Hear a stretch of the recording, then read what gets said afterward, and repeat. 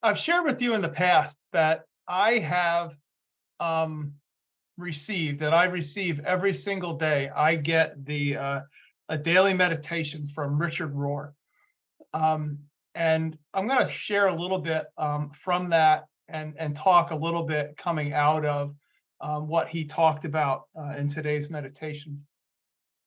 This week, he's been talking about a spirituality of imperfection. And that really is, it kind of flies in the face of some of the ways in which we often think about and talk about spirituality. We often think about spirituality, and we talk about spirituality as constantly working to become perfect, right? To become more Christ-like, to become more God-like, and we're constantly working towards perfection, which I think is a goal, and it's something that we ought to be working towards. Um, but this spirituality of imperfection recognizes the brokenness that we all have, right, and the struggles that we all face.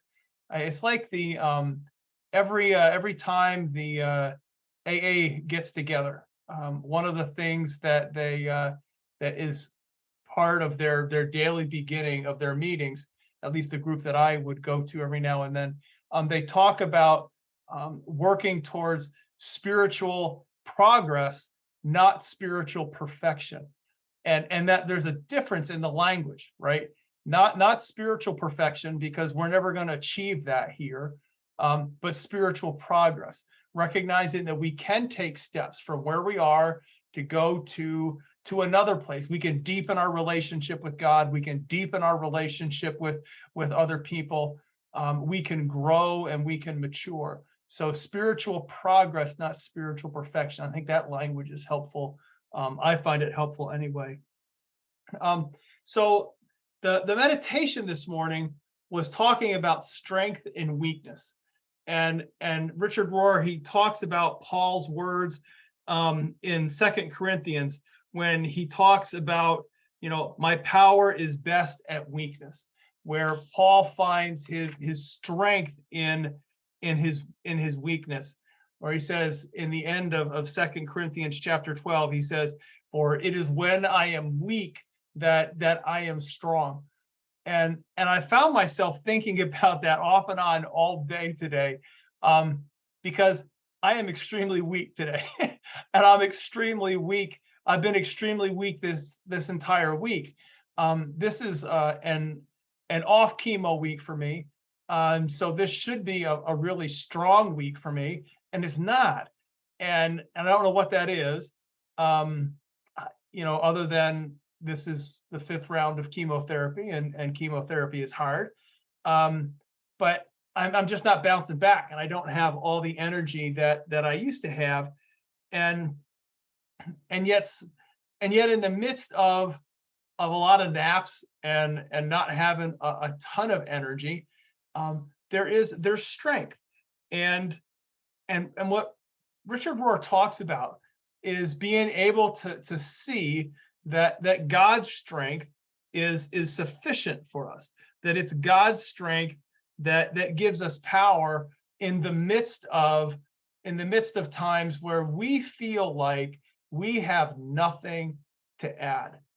Um, and it just it's a way of thinking. It's one more example, I think, where the gospel, right, where the message of Jesus is just so opposite of the things of this world, because we associate in this world power, and with strength, and and it's just the stronger we are, the more powerful we are. Um, the more weapons that a nation has, the more powerful that nation is. Um, we think about it in sports. When you look at a football team, the power stronger, they're more successful. It's and all every just about in every area that we look, um, in our lives, in our world, the more power you have, the more strength you have, the more successful you're going to be. The more money you have, the more powerful you are, the more successful you're going to be. And then the gospel, Jesus talks about this, that it's in our weakness that we find strength.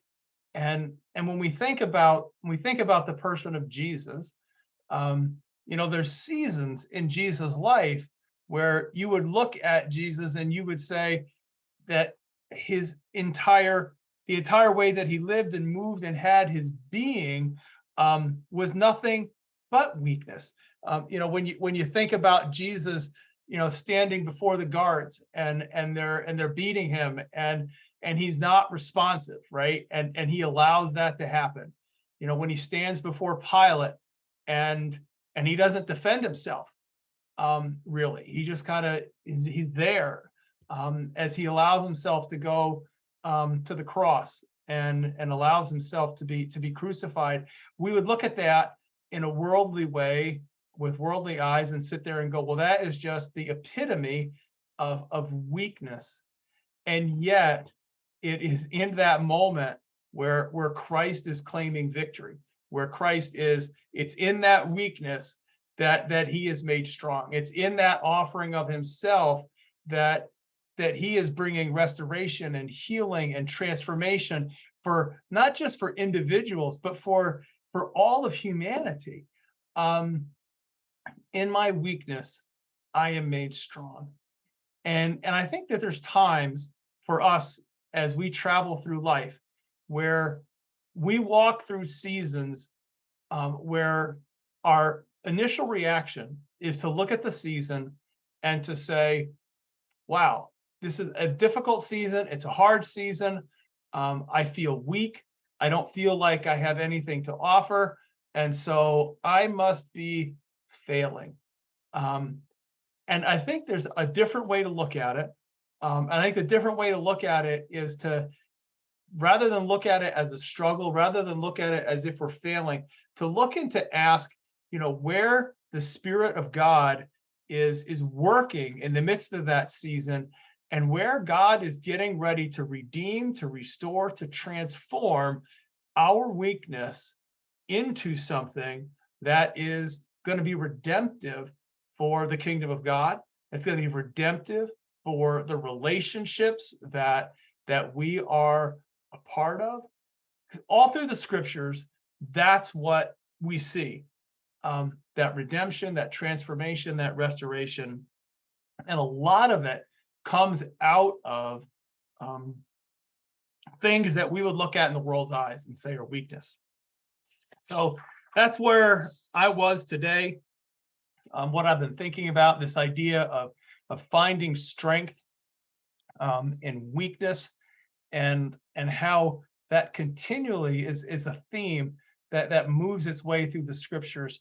And I think it's an invitation for us to think about how we look at life and how we view life, and how we move through life, and especially how we redeem difficult seasons in our lives, especially those seasons where we feel like we are weak and we don't have anything to offer, rather than wallowing in that, just inviting the Spirit to show us where he's getting ready to do something amazing in our lives and in our world.